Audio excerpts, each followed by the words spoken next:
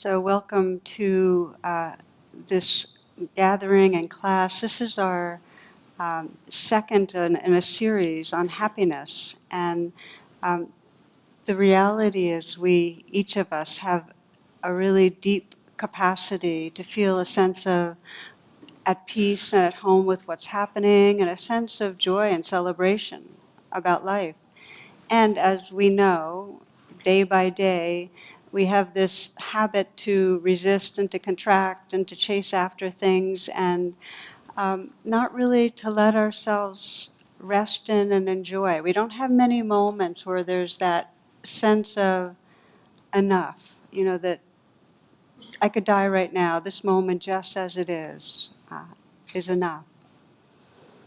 So one of the more existential descriptions of how things are is that we incarnate and feel a sense of separation, and right out of that separation there's a sense that something's missing, there's not enough, incomplete, and then we become fully organized around trying to get more complete, enlarge, connect, fill what's missing. It's so in the first class that we did on this, the exploration really was what is between me and happiness. And what we come up with, if we're really honest in any moment, is there is that sense that right now something's missing or something's wrong. And if we think of it in an evolutionary way, there's this negativity bias that's part of our survival brain that has us fixate on what's wrong. And leaves us with either defensiveness or aggression or a kind of cynicism. I remember hearing a story about, I think it was a professor at Columbia that was lecturing his class one day, and he said in English, 2 negatives make a positive, but in some languages, for instance Russian, 2 negatives still remain a negative, but there's no language wherein 2 positives make a negative. And then somebody in the back of the class said, "Yeah, right."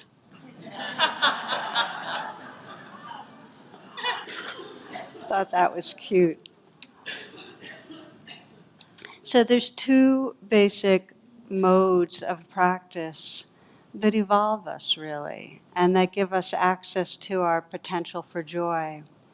And one of those modes is pure presence. And this is the most foundational of what liberates us.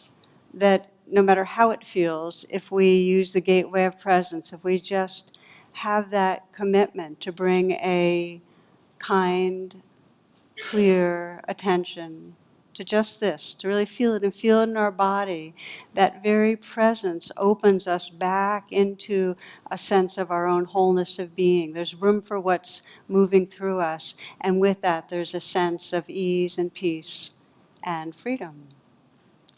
The second of the modes of practice that evolves us is sometimes described as gladdening the mind. And these are ways that we direct our attention so we actually reconnect with a natural sense of well-being. And the reason it's so valuable is because our conditioning with this negativity bias is to fixate on what's wrong. This starts to counter-condition that bias. So this class will be on how to gladden the mind, and we'll explore what I consider to be 3 basic ways that we can do it that kind of create an inner environment that allows a very deep and authentic happiness to flourish. And it's based on a very simple principle, which is where attention goes, energy flows. Whatever you pay a lot of attention to, that's what's going to create your state of heart and mind. And it's a really powerful understanding when we start getting that. The Buddha put it this way. He says, whatever the practitioner regularly thinks and ponders upon, that will be the inclination of the mind. So in any moment, how you're thinking is the practice that creates the tendency for more of the same. So I like to pause here and just suggest you take a sense of, well, what was today like? If you can remember the landscape of the day, your mental landscape, what were the kind of thoughts that populated your mind? I mean, were they worry thoughts about what bad could go wrong, or planning thoughts, or were you trying to figure things out? Were you trying to get something more done, to cross things off the list? Was there thoughts of being pressured or oppressed or feeling like the victim of something? That bad things were happening to you, or were there judging thoughts? Because that's the domain that creates separation. We're practicing separation. Or maybe there were thoughts of how you could be helpful to others or concern for others. Thoughts of kindness, thoughts of curiosity, wondering. Those are the practice that generates connection. So the neuroscience world terms it this way, that neurons that fire together wire together. And neuroplasticity is kind of a key understanding, because when we start really getting it, that the more that we have certain fear thoughts, the related feelings come up in our body, and we're actually programming in a kind of biochemistry that affects everything. So in a way, if I'm going to paint a common scenario that just to give us a sense of the impact of how we're thinking creates our life. And in this example, let's say at an early age, a parent loses their temper a lot and says, you're bad. Or at an early age, a parent is preoccupied and pushes us away because we're a nuisance, or ignores fully, goes away unexpectedly. So then the survival brain kicks in, and it's trying to protect us, and it comes up with assumptions about what's going on. And the assumptions tend to be that something's wrong with me, and that I need to change my behavior in order not to be, not to keep engendering trouble. And out of this, we create what I sometimes call as a spacesuit self, which is a whole kind of set of beliefs and feelings and behaviors that try to avoid bad things happening, avoid that treatment, secure the self. A lot of judging and pretending and obsessing and worrying. So we've got these beliefs and these behaviors to try to protect ourselves from danger, and underneath that's the raw feelings of something's wrong with me and something bad's going to happen. So what happens when we start meditating? Well, we spend a lot of time when we're not meditating trying to get away from that rawness. We run away with our thoughts and our behaviors. So what happens when we start meditating is first we have a million restless thoughts, the same activity of staying away from that rawness. But gradually, because meditation works, the mind does quiet, but we start getting in touch with what we've been running away from. So often, instead of crystal rainbows of light and people tell us you meditate and relieve your stress, what we come into is all sorts of unprocessed, uncomfortable emotion. Some people say, I came to class and I just couldn't stop crying. Or I felt so agitated, I felt like I needed to walk. Can I meditate walking? And this is really common. So we try to train because some teacher tells us, hey, stick with it. The way through is through. What you resist persists. You've heard this, right? Okay. So we're told that the message is you got to learn to stay. Okay. So then we start the 1,000 serious moves. You remember that poem where we say, okay, this meditation is this grim business. I'm going to stay with this painful raw emotion. But then what happens is, for some reason, without realizing it, we're kind of meditating less and less, and busy, job, new child. I'll be mindful through the day, but I really don't have time to sit. And a couple of years pass, and then our therapist or somebody tells us, oh, you should be meditating. So we decide to reboot the practice, but we're not so eager. So here's the deal, that it's really essential over time, eventually, to be with that rawness. We can't heal what's here unless we're with it.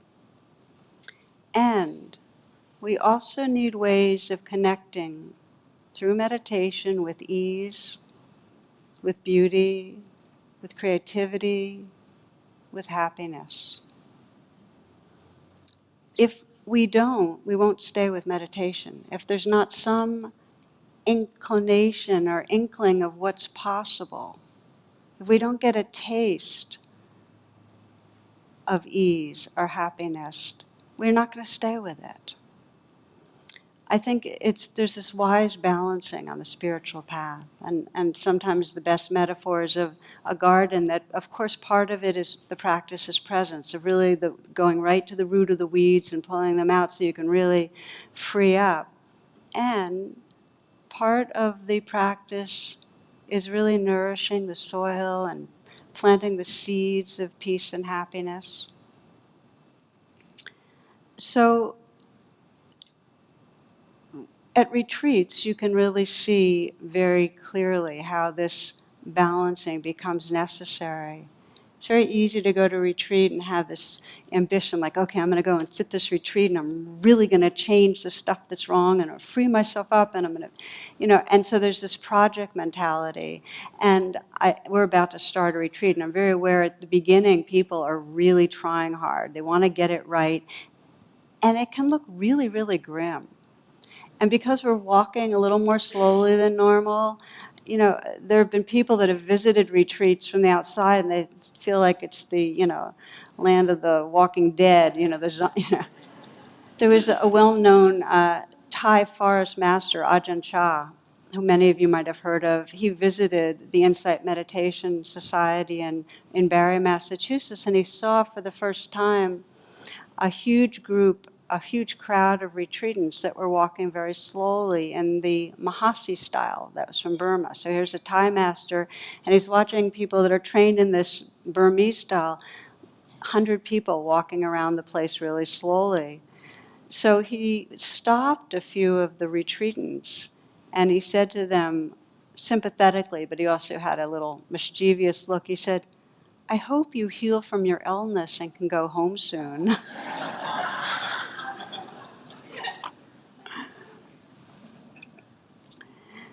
So it's one of our habits in daily life, forget retreat, to get grim, to be on purpose, to be trying hard, to be beleaguered and oppressed, and we can easily carry it into spiritual life. And so the first step, if we want to begin to gladden the mind and have more balance on the path, so we really can have an integrated kind of approach, is having the conscious intention to explore the possibility for happiness, that be a part of it. There's a story that I try to share whenever I have an opportunity, because I think it's so good, that Marty Seligman tells. He's the father of positive psychology. And he describes, and positive psychology in a way is talking about just what I'm talking about, the necessity of, in addition to being with things as they are, also very on purpose gladdening the mind. And he talks about one of his great insights that happened when his daughter, Nikki, and he were gardening. And I'll read you. She was just 5. I should confess that when I garden, I'm goal-directed, time urgent. Nikki was throwing weeds in the air and dancing around, and I yelled at her. She came back to me and said, "Daddy, do you remember before I was 5, I whined all the time. I whined every day. Did you notice that since my 5th birthday, I haven't whined at all?" I said, "Yes, Nikki." "Well, Daddy, that was because on my birthday I decided I wasn't going to whine anymore. It was the hardest thing I've ever done. And if I can stop whining, you can stop being so grumpy."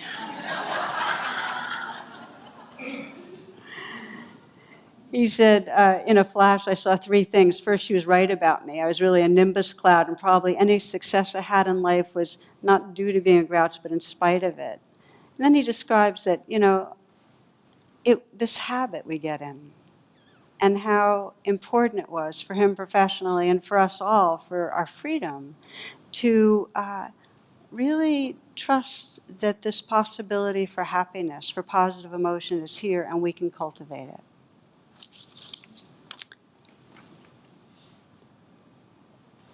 A lot of research into happiness these days, and it has shown that people that are happy have an intention towards happiness.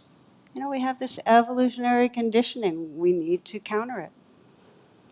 So, the garden. And we begin to look at how do we nourish positive mind states? How do we plant those seeds? And so we're going to spend the rest of the time on these 3 basic ways of gladdening the mind.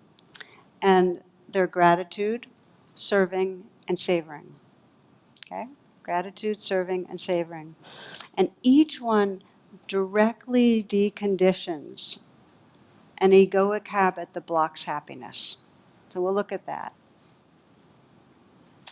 Okay, so we begin with gratitude. And part of it, the ego habit that we're deconditioning is the inner complainer. Now you might think to yourself, do I have an ego, that egoic inner complainer? And I just invite you to just watch. I can say, I know I do. I know that voice that's grumbling a lot. There's a little cartoon of a dog who's in therapy, and of course his psychiatrist is a therapist also, and the dog saying, I bark at everything. Can't go wrong that way. So we have this habit. And Seligman, again, he did research with gratitude, and he worked with severely depressed people and had them write down 3 good things that happened to them for 15 days. And 94% had a decrease in depression. 92% said happiness increased. This is just saying a few things positive that happened. I was reading, Oprah has done a lot on gratitude, and she's describing her gratitude journal and what an amazing difference it made in her life. For many people I know in the Dharma, in the Buddhist tradition, they've been finding gratitude partners and just sending emails. You have to write anything. You just write 3 things today I'm grateful for. It changes some of the patterning in the mind. So the key to cultivating gratitude has to do with your body. And what it is that when you feel gratitude, you actually spend some time to feel how you're experiencing it in your body, that uplift of the heart, just to get familiar with it, notice it. The more you notice it, the more it increases. We're entraining the brain. We're very used to the biochemistry and felt sense of complaining. So you have to get used to the feeling of appreciating, of gratitude.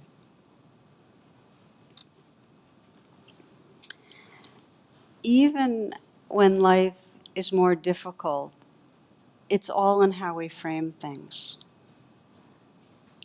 Remember, where attention goes, energy flows. And one of my friends, who some of you know from the courses he teaches, the Awakening Joy courses, James Barras, describes visiting his mom. She was 89 years old. She died last year. And she was definitely a half-full type. Okay, she had major inner complainer.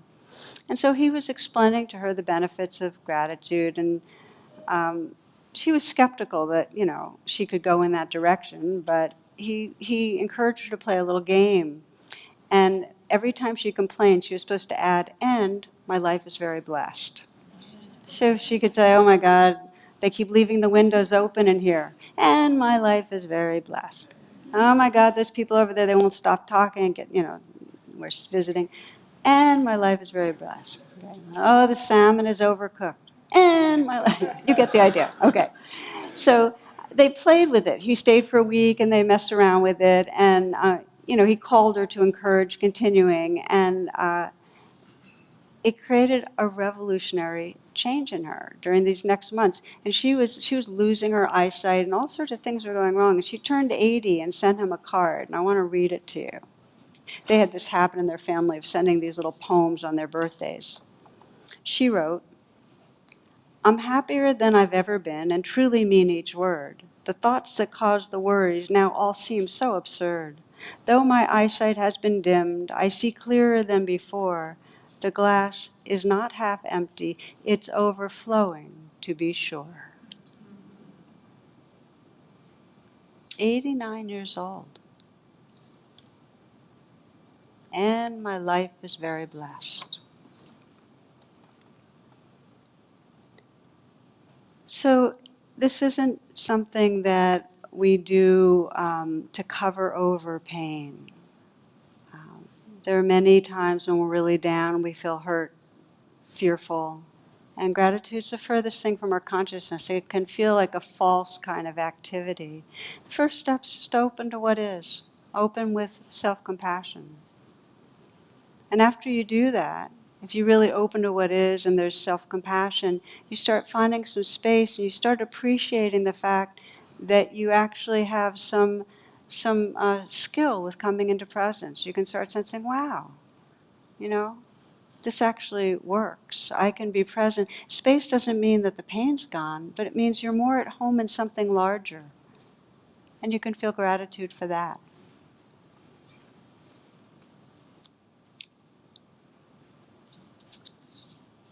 Henri Nouwen says, the choice for gratitude rarely comes without some real effort.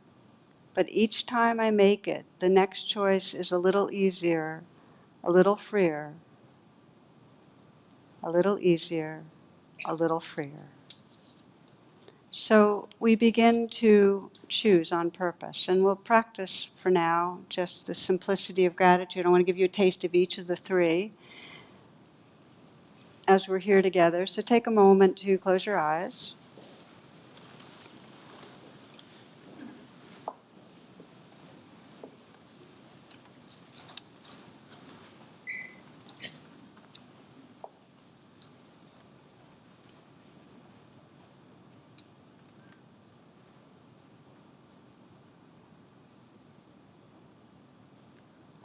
You might collect your attention with your breath. Just feel and relax with the inflow and outflow. I like using the imagery of a smile because it very quickly sends a message to the nervous system to relax, fight, flight, freeze. Sympathetic nervous system quiets down, the parasympathetic opens some, and you can really feel that there is more receptivity, more of a natural embodied sense of appreciation. So let the eyes soften, feel a smile there, slight smile at the mouth. And for this next little bit, I'd like to invite you to whisper the words, I am grateful for, or I am grateful to, but just to keep saying, I am grateful, and then filling in the blanks. And whisper it. Don't be shy, just whisper it. We'll all be doing it together. Just beginning with the words, I am grateful, and see what wants to come. Let the landscape of your life appear. I am grateful.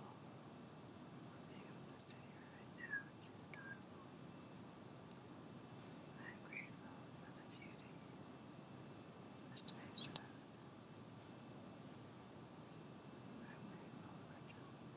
whispering a little bit louder. I'm grateful for John. I'm grateful for loving the beautiful sun. I'm grateful for the capacity to feel the light of his palm.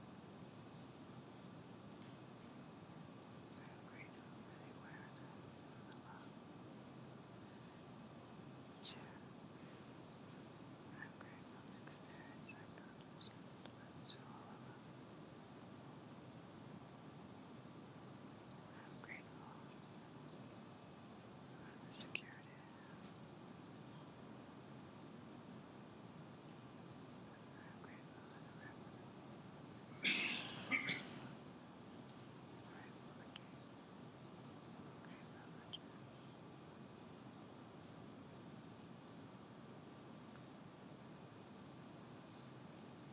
you might let one thing or person that you're grateful for come right to the front of your mind right now, and take some time to rest with that, to feel just how grateful you are for that.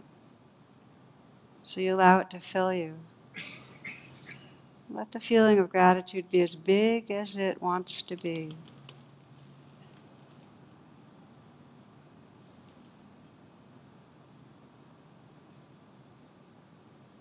And discover what the felt sense of gratitude is. What's it like in your body? Where do you feel it?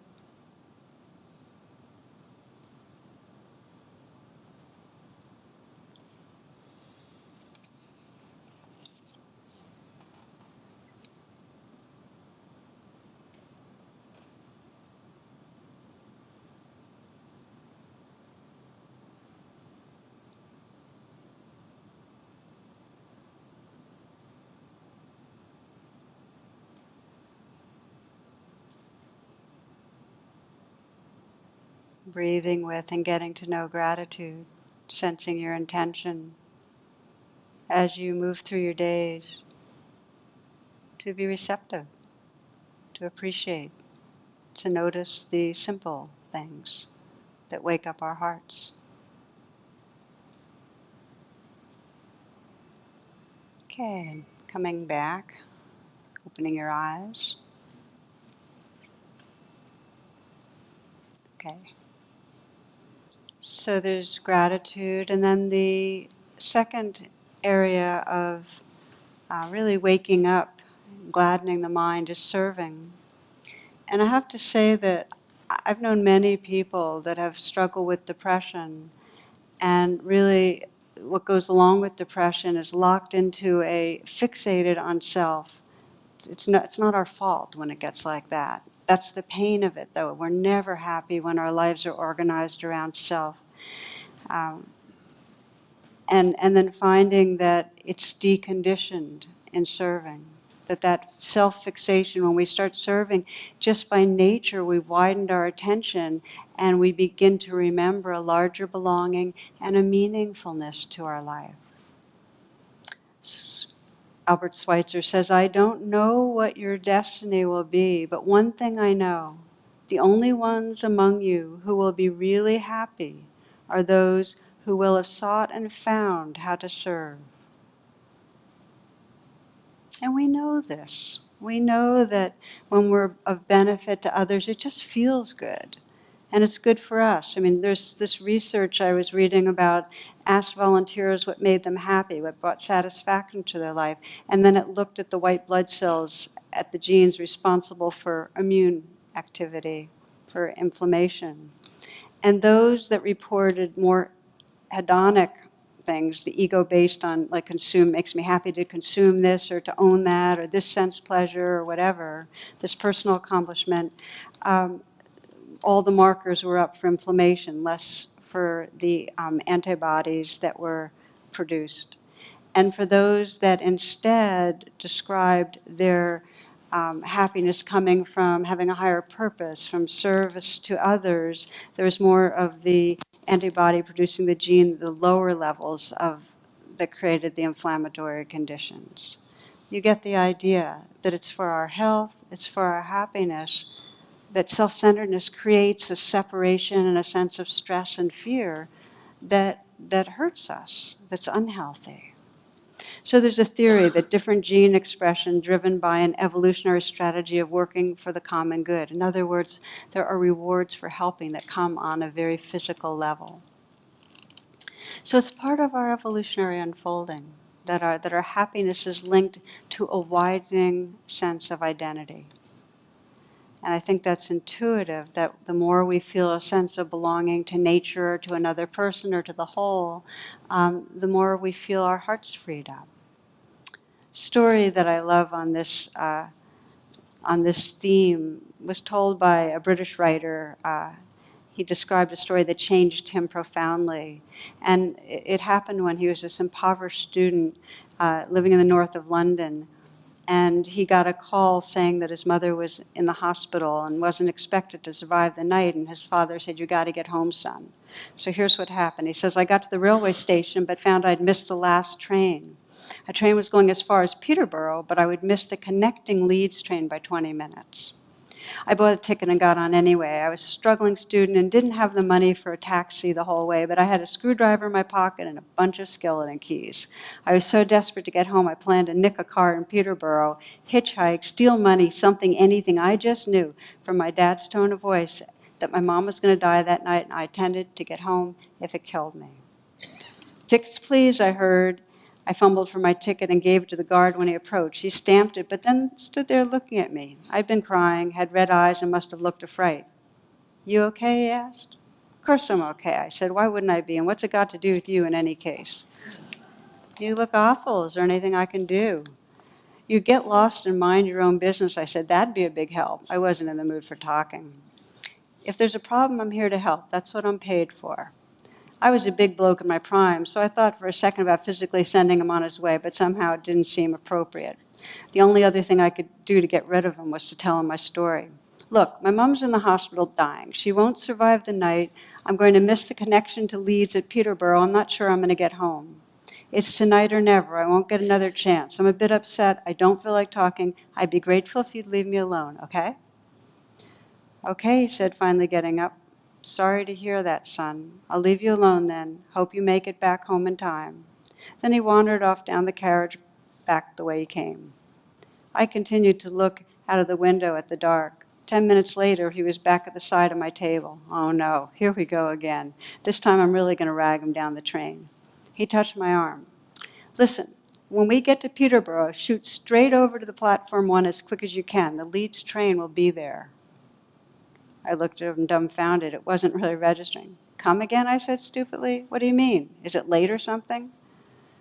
"No, it isn't late," he said defensively, as if he really cared whether trains were late or not.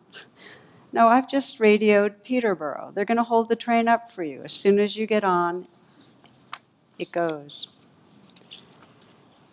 Everyone will be complaining how late it is, but let's not worry about that on this occasion. You'll get home, and that's the main thing. Good luck, and God bless." Then he was off down the train again. "Tickets, please. Any more tickets now?" I suddenly realized what a top-class, full-fledged jerk I was and chased him down the train. I wanted to give him all the money from my wallet, my driver's license, my keys, but I knew he'd be offended. I caught him up and grabbed his arm. I just wanted to... I was suddenly speechless. "It's okay," he said. "Not a problem." He had a warm smile on his face and true compassion in his eyes. He was a good man for its own sake and required nothing in return. "I wish I had some way to thank you," I said. "I appreciate what you've done." "Not a problem," he said again. "If you feel the need to thank me, the next time you see someone in trouble, you help them out. That will pay me back amply. Tell them to pay you back the same way, and soon the world will be a better place." I was at my mother's side when she died in the early hours of the morning. My meeting with the good conductor changed me from a selfish, potentially violent hedonist into a decent human being, but it took time. I've paid him back 1,000 times since then. I tell the young people I work with, and I'll keep on doing it to the day I die, you don't owe me nothing, nothing at all. And if you think you do, I'd give you the same advice the good conductor gave me. Pass it down the line.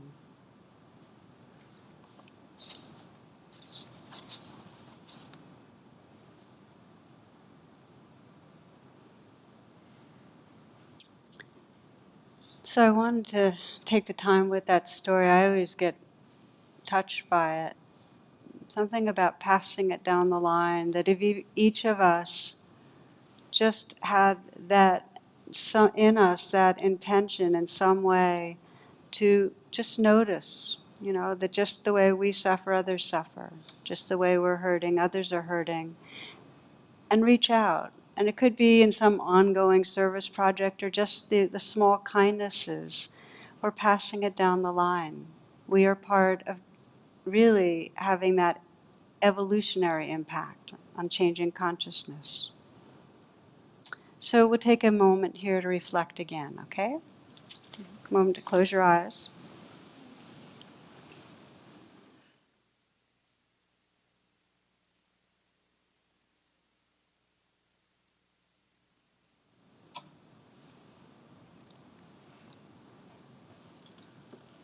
Again, you might experiment letting the image and sense of a smile soften the eyes.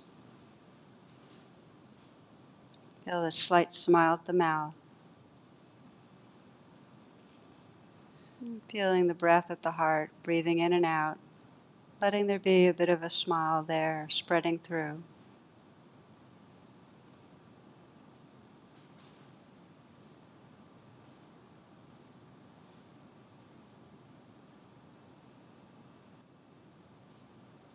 And take a moment to reflect on some time in the last days or weeks or months where you in some way served another, helped, gave some ease to, offered your care.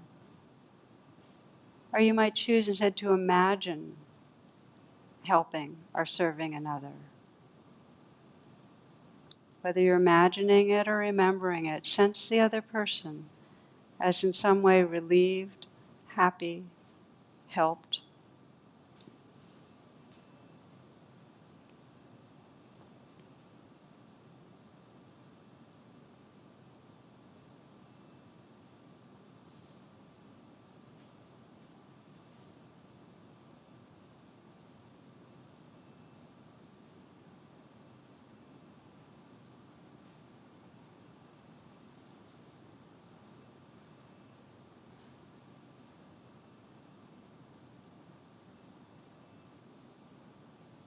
And notice in your body and your heart what the experience is of reaching out, touching another's heart in some way, easing another.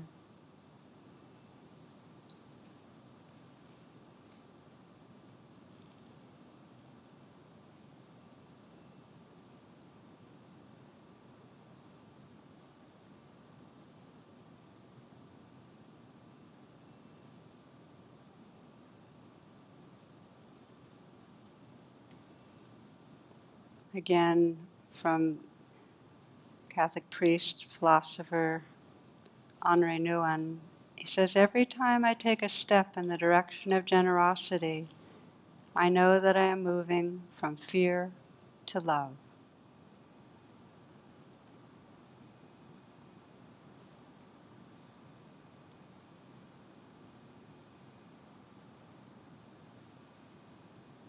You might close this little reflection by sensing in the next, through this evening or tomorrow, one particular place where you might reach out with kindness, with heart, to bring some happiness or ease to another.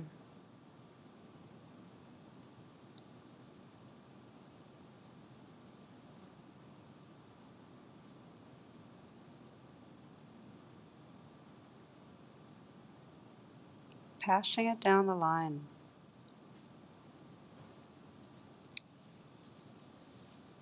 When you're ready, opening your eyes.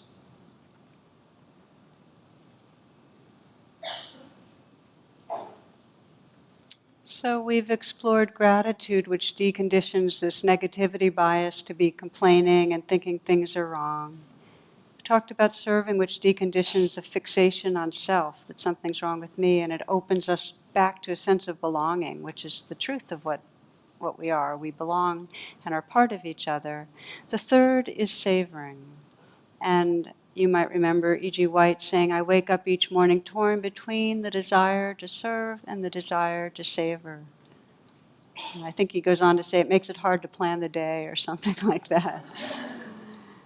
So rather than savor, our egoic conditioning is when something's pleasant, we either grasp at it.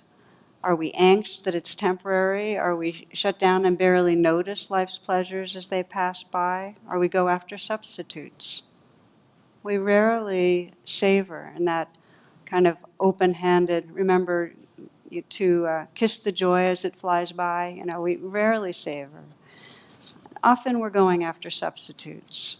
One of my favorite illustrations, this elderly man's describing what he does now that he's retired. And he says, well, for example, the other day, Mary, my wife, and I went into town and visited a shop. When we came out, there was a cop writing out a parking ticket.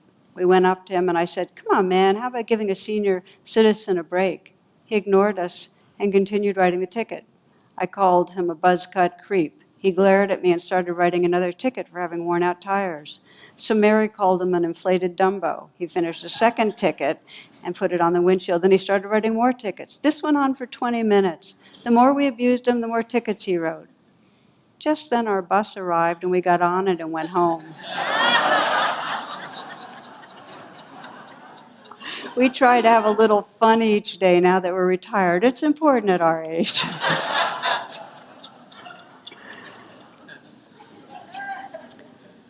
So savoring the moments instead of our ways of grasping after things, our false refuges, our ways of ignoring, how do we savor? And share with you a story that a good friend told me a few years ago about a couple who loved to travel, and they're very much living it fully kind of couple. And then he got a diagnosis of Parkinson's. And this friend told me how they continued in this incredibly lively, engaged, open way with this capacity for joy. And when they were asked, well, what's really enabling you to do this? This is what they said.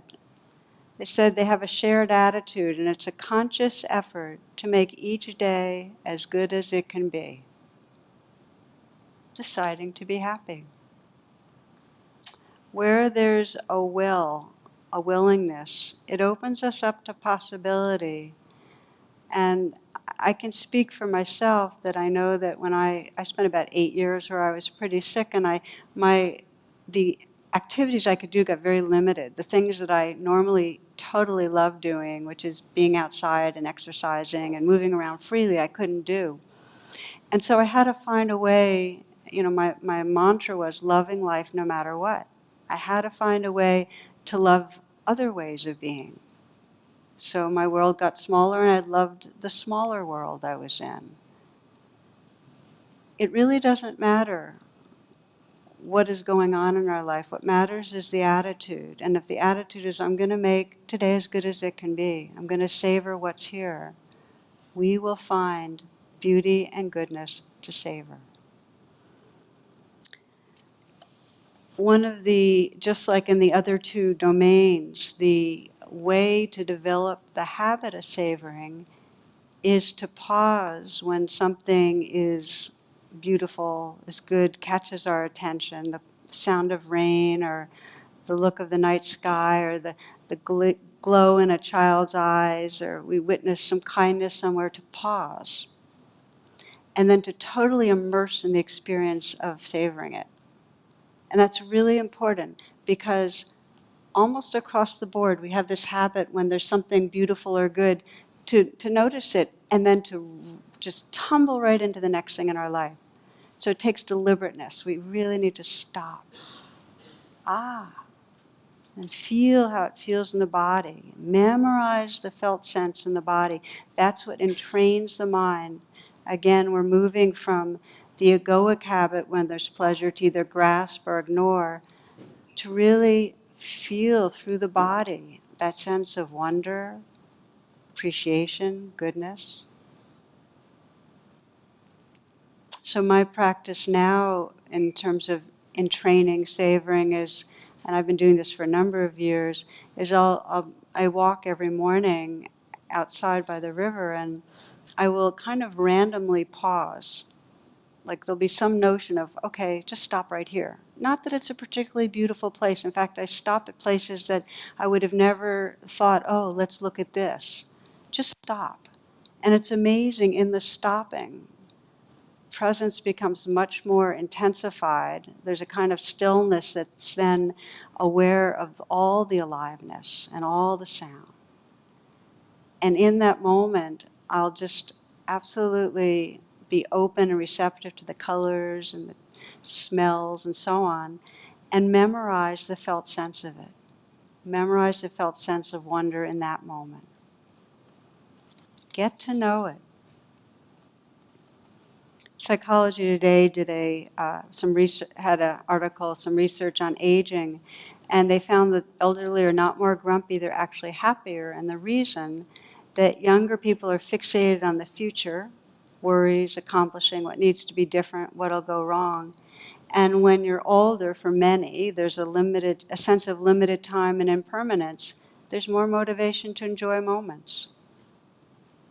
I mean, I was so aware with my mom in the last years of how appreciative she was of very small things. We'd go for a walk and she'd see, the bluebells and, whoa, the color of that. Or we'd have fire we have a wood stove. Oh, I love the fire in the wood stove. Or just a very normal dinner of rice and vegetables. Oh, she just took pleasure in everything. There's more appreciation. Another friend in the community described his father who was having dementia, and he was sitting, there's a branch of a tree you could see through the window, and he'd look at it and go, wow, will you look at that? That's really, the shape of that branch is really beautiful. And he'd say, wow, that branch, that's really beautiful. And over again, but each time he was experiencing authentically that awe.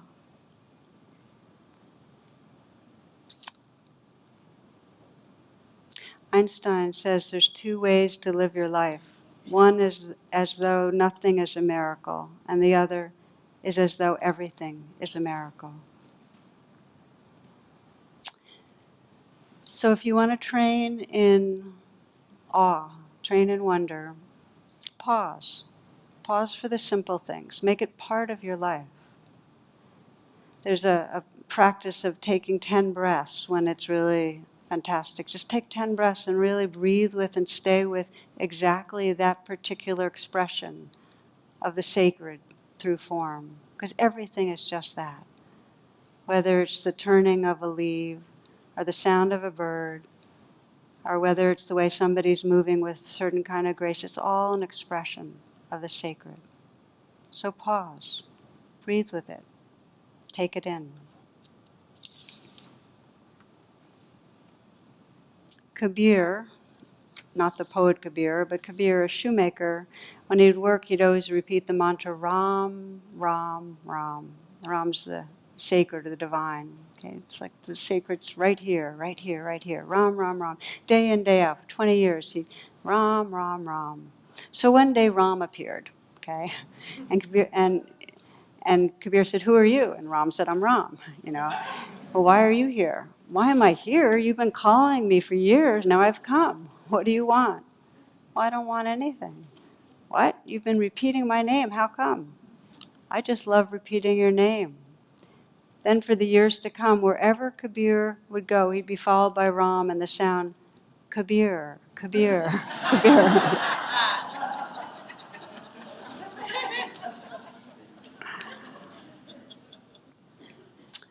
So tonight, really been there's these two dimensions of our practice, and one is this pure and liberating presence where we're simply recognizing just what's here and allowing it. And the other is a way of deconditioning some of our habits through gladdening the mind. Through just feeling gratitude, just taking the habit of naming 3 things you're grateful for each day. Serving, just remember to reach out a little bit more. And then feel the feeling of that. Not like, oh great, puffed up me, I've just served, but it actually dissolves the me and connects us and we become we. It's beautiful. And then to pause and to savor the moments, to really stop and be with the life that's here so you can experience what Thomas Merton describes as that the divine is shining through everything, and this is not just a nice story, it's the truth.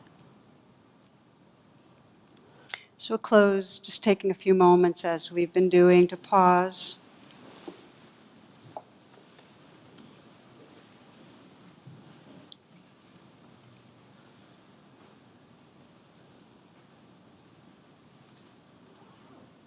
To again let that image and sense of a smile spread through the eyes, the mouth, the heart, and the energy and spirit of a smile to fill your being. So you can't even sense where your body ends. It just fills, expands, dissolves, opens.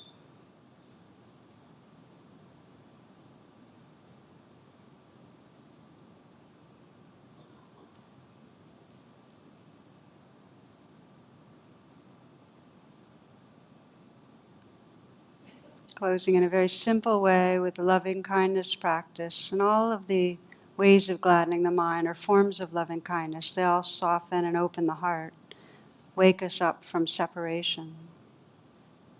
To just bring to mind someone who's easy to love, someone you deeply care about.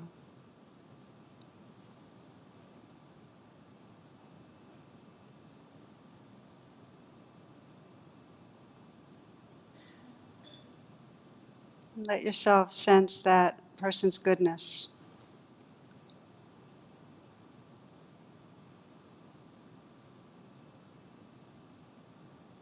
What is it that lights you up about this person? Is it their kindness and the way they show love to you?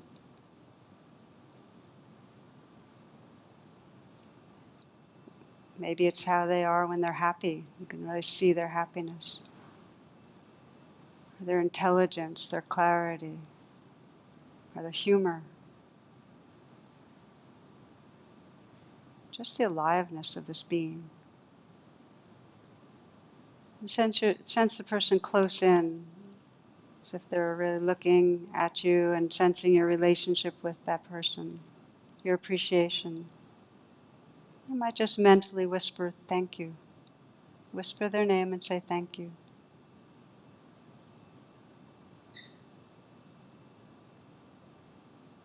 And again.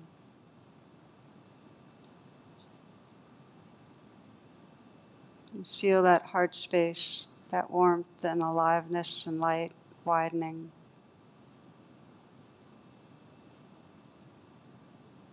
Feel the life that's right within you, that in you that wants to wake up, that wants to be honest, that wants to love without holding back.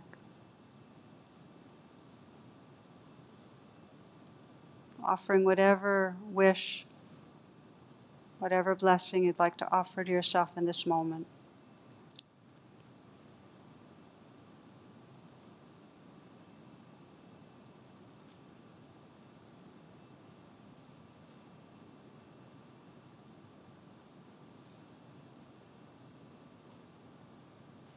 And letting that sense of heart space widen out in all directions, infinitely out to the sides, above you, below you. So you can sense the beings of your life all a part of your heart, those known and unknown. You can sense the earth, our mother, in your lap, all life everywhere held in the space of loving presence.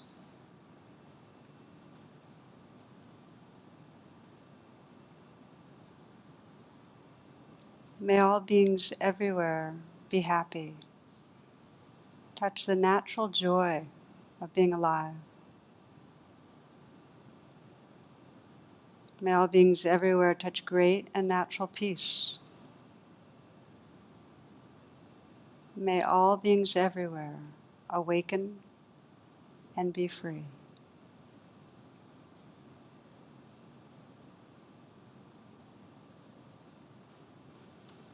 Namaste.